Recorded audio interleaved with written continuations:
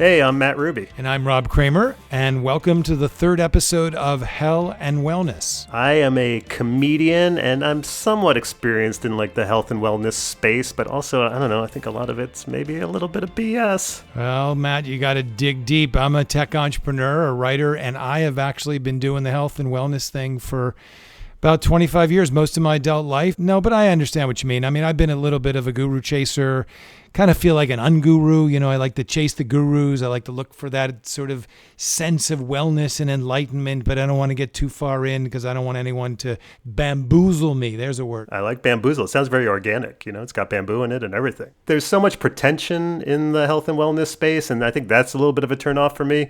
But I do think there's tons of really valuable stuff that can make people's lives better and maybe be the antidote to a lot of the values in our society and help people feel better. Totally. I mean, some of this can be snake oil. Some of this can be actual really helpful. We want to explore a little bit of it. We're going to actually see what's hell, what's well. We're like the Siskel and Ebert of health and wellness. I love it. I love it. Although when I think of Ebert, I don't think of health, but we'll talk about that another time. In this episode, we're going to be talking about three exciting topics. One of them is microdosing. I have some interesting thoughts on that. And then we have spiritual bypassing. That was a new term to me. And then lastly, we'll talk about Shaman Durek, spiritual advisor to the stars. I'm wondering if you can microdose while spiritually bypassing and being advised by the spiritual advisor to the stars. Is that possible? Can we combine all those three? Can we mash them up? That's like Nirvana right there, if you can pull that off. All right. Well, let's get to our first segment, and we'll see you on the other side.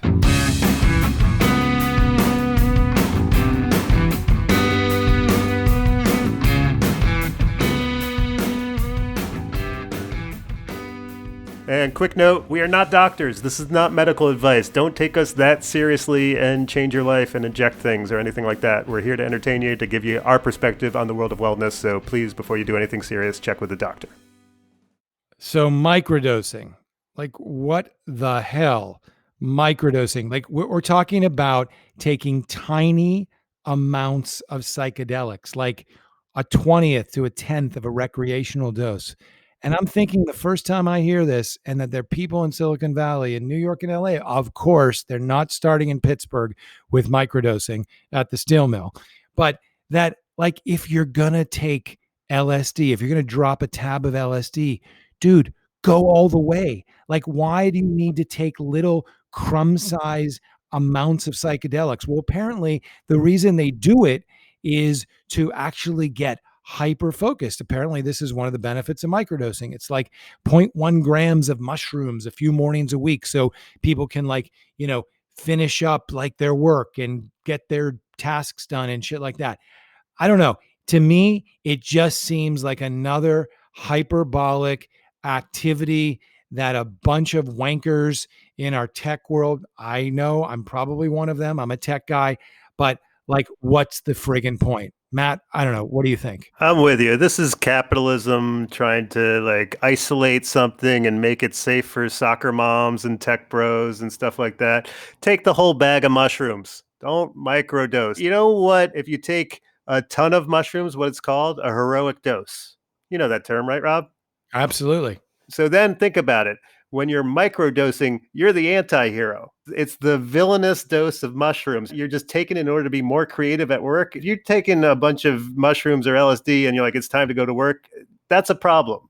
You've already done it wrong. If you're now I'm going to be good at work. That's winning for capitalism. That's not winning for your soul. Take the whole bag of mushrooms, go to the woods, go to the beach, go somewhere where you can lose yourself and be connected to the planet, not sit in front of a Excel spreadsheet and, come up with some new way to arrange the rows in your workday. Totally. And, I kind of delved in a little bit to how did this happen? What was the trend? What gave way to microdosing? Apparently millennials, they started drinking less. They got less interested in doing cocaine. This is the thing. Everyone needs a replacement for something. I'm not going to drink anymore. I'm not going to do cocaine. It's not a cool thing. It fucks up your brain. Let's find something else. So in this sort of strange turn of events, they taken up LSD and mushrooms in the way that someone else might pop an Adderall, right? And there's this guy in Brooklyn that I met once. He's a bit of a drug dealer. There are people who have drug dealers. Just a bit. He's just a bit. He's a micro drug dealer. He's a micro. Yeah. He's a right? micro dealer. Yeah, I get it. And he's like, there's this uptick in microdosing requests. He's like, maybe 10 to 15% of my clients plan on microdosing, which he said is definitely way up from the time he started selling mushrooms. He's like, you know what?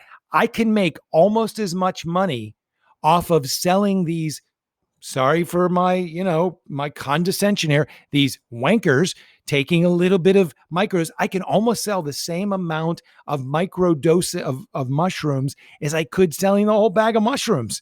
And I'm like, all right, this is what you want. If you think this is the cool thing, have at it.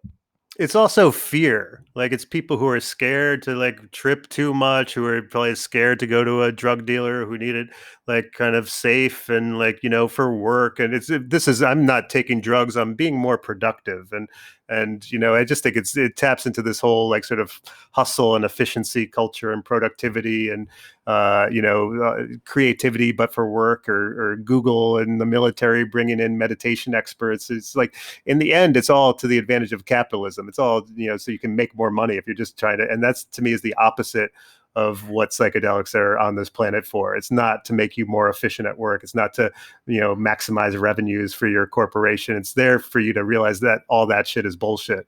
And 100%. Open up those doors of perception. You can't just dip your toe. You got to go all the way in. It's like, what are we going to start now? Micro sex? Like, what's micro sex? Let's do micro sex. I think that's a handshake, right? Oh, or a hand job. I don't know. Maybe one of the two. Both those are less appealing than sex. So stay away from micro sex and microdosing. Yeah, I'm with you. Microdosing is hell to me. It's hell to me if you're doing it to be more creative at work or any of those things. If you're, out having a couple of drinks and you want to take a mushroom cap with that, I'm on board with that. But overall, I'm giving it a hell. I'm right there with you. I think we are living straight in the center of the bullseye. Hell. This is hell.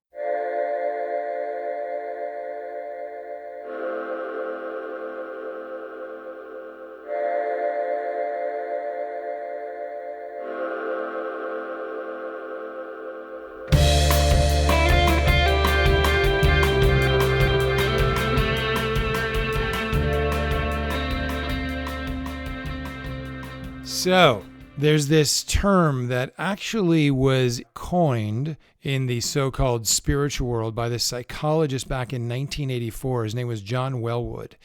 It's called spiritual bypassing. It's a term that I find that in my sort of yoga, meditation, spiritual communities, everyone seems to be tossing around just to describe people who essentially trying to do the work of spirituality, but then there's this Wellwood noticed that there's this widespread tendency to use spiritual ideas and practices to sidestep or avoid facing unresolved emotional issues. Or it could be like psychological wounds or unfinished developmental tasks. So you get these different types of versions of spiritual bypassing. Like, for instance, there's the guy who's the optimistic bypass. And these are the people that like everything is incredibly optimistic and focusing on the positive and seeing the glass half full and don't let a frown get you down and all that bullshit.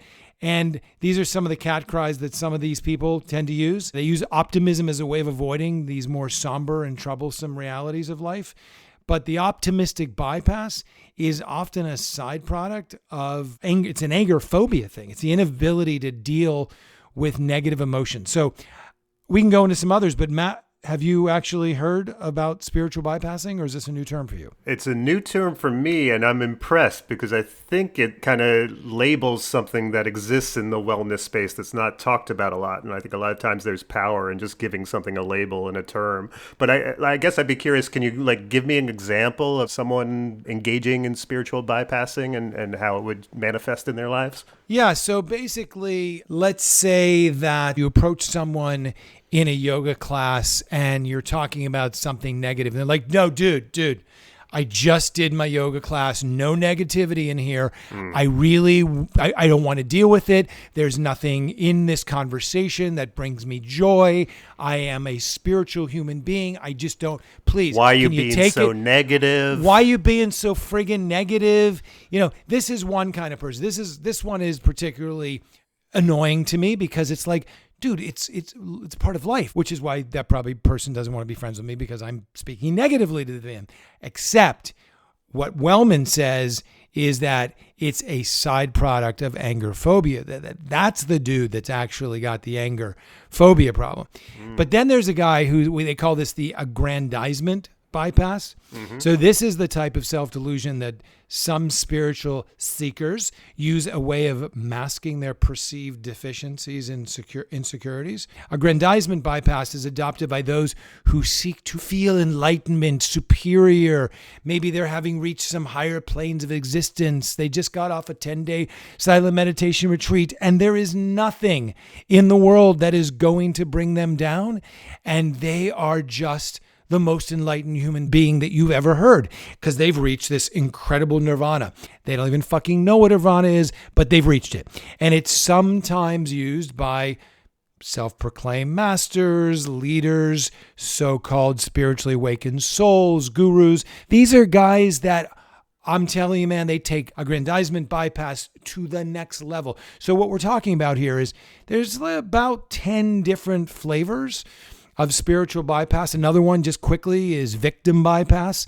You know, when one becomes a victim of their gifts or of other people, this takes away the pressure of responsibility. So if you got a lot of victimhood going on, you can just bypass all the victim feelings that you have or have experienced by rising above it and spiritually bypassing. It seems like you're not confronting the thing that's at the root of a lot of your issues, seems to be my interpretation of it, that you're sort of treating the superficial layer with, your yoga or your meditation or whatever, but you're not engaging in the real work that's, examining if you have trauma or something else that you've been dealing with, that you're just kind of whitewashing that. Absolutely. Then there's this type of bypass, spiritual bypass, called the saint bypass. You heard of this one, Matt? No, the saint bypass. Sounds good. It kind of goes like this. So as children, we were conditioned to believe in a spiritual person, that a spiritual person is, kind and compassionate and saintly. But in adulthood, we continue to repeat this story to ourselves. And sadly, apparently, according to the psychologists, it can cause us tremendous suffering. So the saint bypass is a reflection of extreme black or white thinking. And it promotes this underlying belief that spiritual people can't have dark sides because that would make them unspiritual. So the bypass is essentially an avoidance of one's shadow self, their dark side. I love that, because I was reading about this too, that, shame, anxiety, anger, loneliness, self-loathing, the dark side that you talk about is stuff that, a lot of people are trying to avoid. And especially in our culture, where I think there's such an emphasis on happiness and positivity all the time, and that engaging with those sorts of emotions is considered, some sort of failure, or you're off track. Whereas I think in a lot of Eastern philosophy, it's much more about integrating the positivity with the dark side and accepting those realities of our nature, and trying to notice and I don't want to say nurture your dark side, but to accept it in some way, as opposed to reject and repress it, which seems like what the spiritual bypassing is getting at. Totally. And apparently, according to Wellwood, when he was writing and talking about this idea of spiritual bypassing, he said that many of his clients came to him with some impasse in their lives, that their spiritual practice was unable to penetrate or help, whether a personality issue or relationship problem. And he was always amazed by the fact that although these individuals may have practiced sophisticated spiritual practices, they often did not practice self-love. And if you think about the ones that we cited here as sort of flavors of spiritual bypass, like, it's an avoidance of something, right? It's the avoidance of anger. It's the avoidance of the dark side. And so if people would just kind of like connect with themselves and connect with each other and be present, perhaps they wouldn't need some kind of be shrouded in spirituality in a way that makes them feel holier and above their problems that they're trying to avoid. Yeah, it taps into me with some of the notions of toxic masculinity that have been going on in our culture, and something that I've dealt with within therapy. This idea of like, what is masculinity? What does it mean to be vulnerable? Do you want to admit that you're like sad or lonely or depressed or anxious or having these feelings, or is that like some sort of demonstration of weakness? And I feel like that sort of ties in with what you're talking about, this idea of like, well, no, I'll just be extra, almost competitive at spirituality and wellness. I'm gonna be the best at this and conquer this, is still sort of this, very masculine way of trying to deal with issues and trauma that sometimes need a more nurturing approach, or a more sort of like accepting, and a state of vulnerability in a way. And even within therapy sessions that I've had, has been a lot of being like, okay, it's okay that you feel that way. Let's talk about it. Let's feel it. Let's engage with it. Let's notice it. And then by doing that, you can also let it go, as opposed to, what this attitude is talking about. I think a lot of it is just that repression of like, if I don't even talk about it, then it's not happening. If I don't admit it, then I don't feel it. And the problem is that's not the way the body and the brain work, that stuff is still being stored up somewhere. And if you're not letting it out, in a conscious, mindful way, then it's going to leak out in other ways that are going to be probably more damaging. And you asked about an example. I actually, if we can we play a clip of sort of an exaggerated example of what spiritual bypassing is, just to give you a little flavor of if you ever run into spiritual bypassers, this is what you might encounter. Welcome. This is all we are all about, just positive vibes and love and light and unity consciousness and 5D and unicorns pooing rainbow glitter. There will be no negative vibes or bad emotions in this space. Thank you. So that was Christina Lopez. She's a DPT MPH. She's a therapist who talks a lot about spiritual bypassing and many other things. And you can find her on YouTube at Christina Lopez, Lopes. I mean, this to me taps into some of like The Secret and, positive psychology, and at every college, like the Happiness 101 class is the most popular class. And I hate to do it, to bring up Trump, but I feel like... Don't do it, Matt. Don't do it. But he comes from the power of positive thinking. People don't talk about this a lot. Norman Vincent Peale, the power of positive thinking, that's the church that he went to every Sunday with his dad in New York. And I think you see it like when he's talking about coronavirus, he's like, yeah, it's going to go away next week. We have a vaccine for sure. There's no problem. Like, isn't that the secret? Isn't that the power of positive thinking taken to its like logical endpoint, where he's like, yeah, you should inject bleach into your veins. Like, it'll probably help out. Hydroxychloroquine, it's the answer. Like, that's what happens when you take this positive thinking mentality and just try to apply it to everything and ignore like actual reality, where it's like, no, that's not going to work.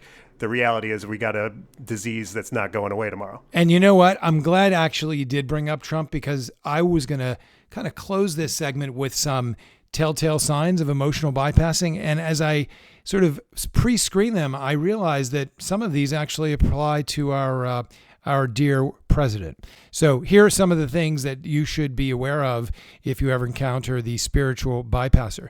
So they're not focused on the here and now. They're living in a spiritual realm much of the time.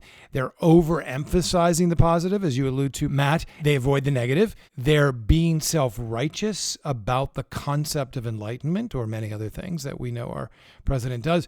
They're being overly detached from the reality, perhaps, of COVID, who knows, being overly idealistic. A cure is around the corner, having feelings of entitlement. Oh, that one seems to apply. Exhibiting frequent anger. That seems to be applicable here.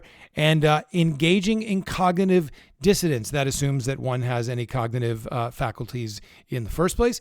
And being overly compassionate. Not sure this one applies in this particular example that Matt was alluding to. Last one being pretending that everything is okay when it's not. Oi. That's America's slogan now.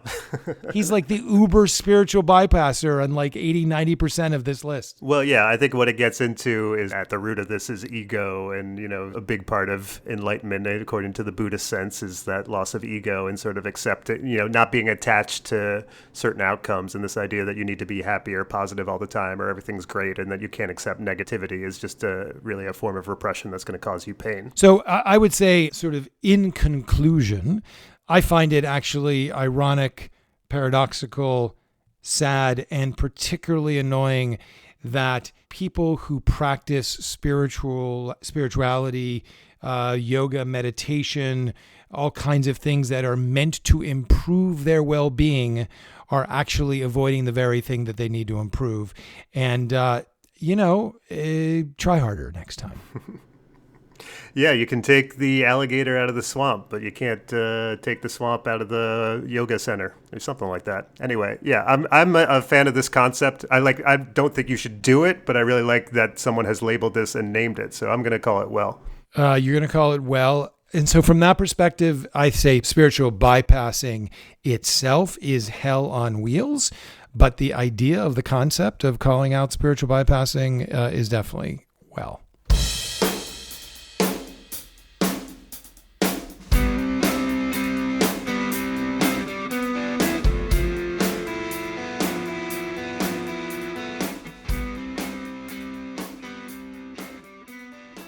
So I was reading an article about wellness folks and came across a guy whose name is Shaman Durek. Have you heard of this guy, Rob? I have not heard of him. All right. Well, he describes himself as a sixth-generation shaman and the author of the bestseller Spirit Hacking, Shamanic Keys to Reclaim Your Personal Power, Transform Yourself, and Light Up the World. And he's a spiritual advisor to the stars. And he was a model, of course, a healer and a spirit hacker. And you know who's a big fan of his? Gwyneth Paltrow. She said he is a light on the earth. And also, by the way, he's the boyfriend of Norwegian princess Martha Louise, who I didn't know was a person, but... Of course he is. And so I was curious about this guy. He's also appeared frequently on some TV show called The Doctors, which... Is there any more sign you should be scared of someone than if they're a doctor on a TV show? It seems to be almost universally, but from Dr. Drew to Dr. Oz, it's like we are not in a good place when you're on TV every day publicly being a doctor. Basically, they play doctors on TV, right? They're not really doctors, are they? It's tough to tell. I think maybe they were a real doctor at one point and then they got swallowed up by fame, and you know how that goes. It's sort of a tough pill to let go. Although I will say these days, even real doctors, I'm always find it extremely amusing how they have to wear their lab coat when they're on TV. You know, even like the real doctor, like sort of like the costume is like wardrobe. I'm like, I know you're in your basement at your home right now. Why do you need to be wearing your lab coat as you tell me about coronavirus? But like, I think there's something still in people's heads about wearing a lab coat that we trust people.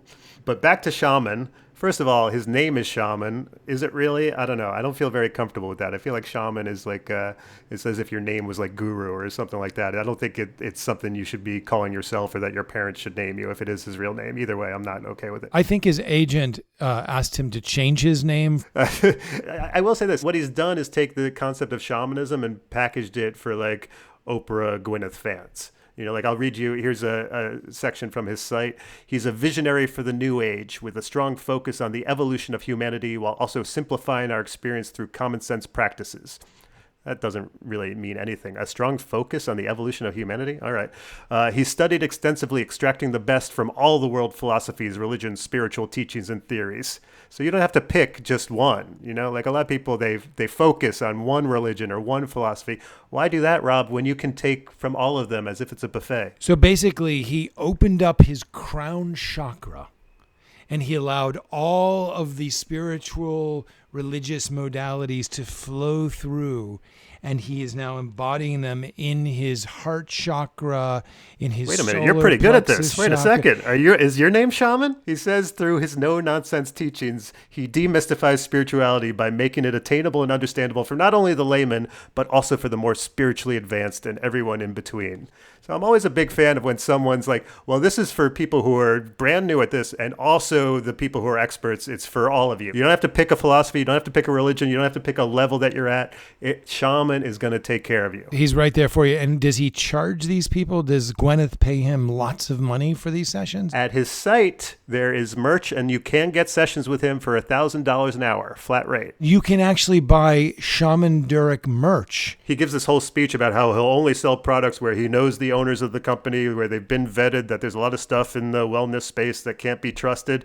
And he gives this whole good like minute-long video speech, and then the first item I saw was like this underwear that blocks radiation from getting to your balls. Yes, I saw that. The Lamb's men's underwear right you go. next to the car old bike, which looks like it's a Peloton, but it's not. But I guess he probably was able to get stock in Carol bike, but not in Peloton. But I guess if you wear the Lamb's men's underwear on the Carol bike, you won't get irradiated. Blocks over 99% of cell phone and Wi-Fi radiation, Rob. So, Interesting. I see as well he's got some monk oil on there. Is that like Thelonious monk oil? Does that if you rub this oil on you, do you become like an incredible jazz musician? No, I think maybe you rub it on you and then you smell so bad that no one wants to touch you and you can kind of live like a monk. And there was also something called the Soma Vedic for sale on there, and I couldn't even figure out what it's like. Some sort of glowing orb that you put a stone in, and it says it has positive effects on health problems such as headaches, nervousness, sleeping, and digestion problems, tiredness, and weak immunity that are caused by the influence of EMF radiation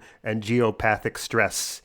And it can improve metabolism and harmonize family relationships. But this guy isn't into the BS, the quackery. This is the real stone, this is the real deal. Glowing thing that harmonizes family relationships. I mean, I'm looking at his $12, on average, $12 courses brought to you by the Healing Temple, Overcoming Fear into the Unknown, Living Lucidly, Creativity, A Pathway to Freedom, Balancing Your Gut Health. I mean, $12 can't go wrong if it's all quackery anyway. I'm only out like a couple of cappuccinos. Yeah, I mean, he's sort of democratizing being ripped off. It's like a lot of times it's only like, rich or famous people that can be ripped off in the wellness space. He's kind of opening that up to everyone. Let me ask you this. I mean, here we are. We're having a lot of fun sort of at Shaman Durek's expense. But do we have any sense that shamanism, in the modern sense of the term, let alone the ancient. I mean, the ancient seems like there's probably some real validity, but these modern day shamans, what do we think about these modern day shamans? If they're on TV and doing like hits on Good Morning America, I don't feel good about them. I think embedded in the true spirit of being a shamanic healer is that you're not just sort of trying to boil it down into a 2-minute soundbite, that you gotta get in there and do the work. Yeah. I mean, do the ancient shamans, do they have movie deals and TV deals? I'm wondering. They wish. They wish. Actually, he was on Good Morning America, and the host asked him about what shamanism means. So why don't we go ahead and play that clip? Explain what shamanism is.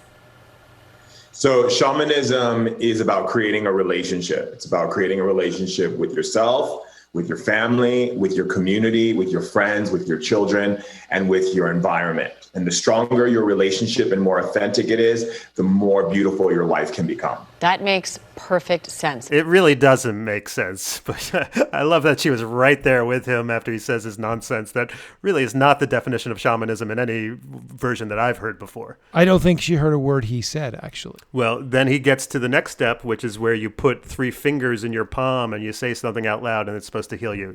Let's let Shaman explain it. We want to put our fingers in the middle of our palm and say our name out loud 3 times. Once you say your name 3 times, you would say, reverse all negative effects on my body. So a lot of times we don't pay attention to what we're taking on because we're so caught up in the world, and we're reverse all negative effects to my body instead of focusing on the number one person, which is us. Right. And how I love how she's like, right, yes, that makes so much sense. Like, yeah, you put your 3 fingers in your hand, you say out loud abracadabra, and then all your, history of trauma just vanishes, I guess. Shamanistic bypassing, Matt. That's what I'm thinking. And then he's also on this show called The Doctors, and he has some interesting clips from that show. Why don't we go ahead and play one of those? Well, you give yourself permission, but really in life, it's about following your joy points, right? And we talked about that when we were together. Following your joy points means that you do things that make you feel expanded, that feel good. The moment something doesn't feel expanded and good, you walk away. All right, stop it right there for a second. I'm always fascinated with this advice that's like, you should just be doing stuff that feels good. That's the problem in your life. When something feels bad, you should walk away from it and only do things that feel good. I'm like, is that the problem that we're really suffering from in American society? Is this the issue we're facing? I mean, this is such spiritual bypassing. The fact is that anyone that tells you to walk away from the suffering and walk away from the failure is basically telling you to not experience life and learn from the most important experiences that are presented. They may make you uncomfortable. They may make you feel sort of insecure. But my God, these are the things that we actually learn from. How could you live your life this way? But it's a good way to sell if you're trying to sell to the masses, to be like, you know what your problem is? You need to feel better. anytime something feels bad, walk away. Like that's a good way to like sell your underwear that doesn't let radiation go to your balls, you know? And I have an idea. The way you feel better is you tune in to my website and my courses, and you take every one of them. You buy every one of my Now products, you're getting it. and Now you you're watch getting it. my TV shows, my movies. I guarantee you will feel better. Well, keep this clip going. Let's hear what he says next. You don't make excuses and say, oh, well, I'll just fit myself in here and see how it goes. No, because to live a good life, you have to live truthfully. So finding those joy points are really important to opening up that door. And also remember that when you're stepping into this place of truth Watch with out, yourself, Rob. not everyone around you is going to be okay with it, right? And so you have to realize that if that person's in your life and you're living your truth and they're uncomfortable with it, let them be uncomfortable. That's a part of their growth as well. But living your truth to yourself is the greatest thing you can do. All right, stop it. So again, you just need to be doing things that feel good. Anything that feels bad, you need to walk away from. And if anyone in your life tells you that maybe you're not doing the right thing or something's wrong, then they're the one who's got a problem. It's such like amazing advice to give to someone. You know what it sounds like in all the documentaries I've watched on Scientology? It sounds like Scientology a bit. It's definitely got a little bit of a culty vibe. Well, Right, like little culty. then, there's another clip where the same woman he was talking to there, he does a personal sort of body healing work session. I don't even know what to call it. And this one, we really start getting into, it almost feels like that John Edwards crossing over, or who's that tarot card reader woman who was on TV all the time? You remember who I'm talking about? Miss Cleo. Miss Cleo. So this one has a little bit of that vibe, and he really goes for it on this one. I give him credit. So I want you to put your hand in the center of your palm. Good. And I want you to tap it and say, Mom, are you there? Mom, are you there? I'm always here. Now that you're on the other side, Mom, now that you're He on brought her to the other side. do you She's feel talking about to my the life dead. The other side of What the do you room, feel the about other my side life of now? the planet. What Do other do I side? need to be hard on Let's myself listen. and create anxiety, Mom? Do I need to be hard on myself and create anxiety, Mom? No. So now you just got confirmation from the other side. Can I clean out some now of the stop it sadness? for a second. So right there, he's like, okay, I've connected you to your dead mother. You've had communication from the other side. Glad you got rid of all your anxiety from that. Now, can I go ahead and clear out some of the, almost like I'm a garbage man. I found some trash in the corner. I just want to take that out too. Is that cool? Like, and this is on TV. It's like polluting the word shamanism in a public way. That's alarming. I have a question. It says that he's a 6th generation shaman on his website. How do we know? Has anyone actually gone back 6 generations through his Ancestry.com, his 23andMe DNA, and said, yes, you are a 6th generation lineage shamanic teacher? How do we know I remember this? my grandma Esty telling me that my great-great-great-grandfather was the first pharmacist. He was the first pharmacist in all of Palestine, so you should be very proud. And I'm like, I don't think that's true or that you would know it's true, but I'm happy you told me that story. So I kind of feel that way about him saying he's a 6th generation shaman. I'm like, oh, I'm glad your grandma told you that. Let me know when you got the evidence for that. All right, but let's finish up this clip because he really turns up the heat on his shamanism here at the end. Yeah, that would be great. Yeah, is that okay? Yeah. Okay, I'm gonna go ahead and start doing that. 6,000. 7,000. Spirits begin to vibrate her body and clean it out of where she's been storing it. 10,000. He just can command the spirits to be like 10,000. Keep cleaning out of her until she laughs uncontrollably, spirits, and clears herself from all anxiety and depression. 20,000. 20,000. 20,000 and charge what? her system Doesn't now. matter. See, Spirits. that's yours. That belongs to you. All right, stop it. I had enough of this guy. Yeah, Shaman Durek, I turned the bullshit up to 5,000. I think he's a con man, 8,000, and I'm almost positive that 20,000, he is hell. He is exponential hell. That's what I say. Exponential.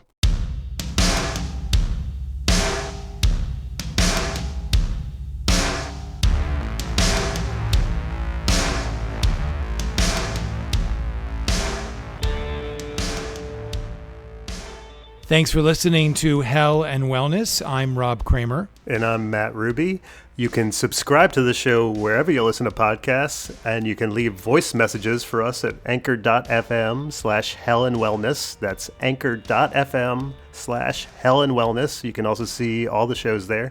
And you can email us at hellandwellness@gmail.com. And if you remember, please rate us and review us on Apple Podcasts. Say something nice. Thanks for listening.